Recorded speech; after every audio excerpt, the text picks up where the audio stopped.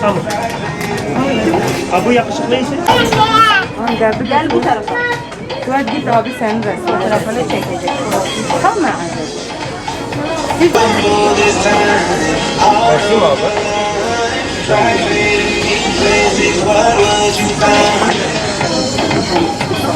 Karim memnun mu?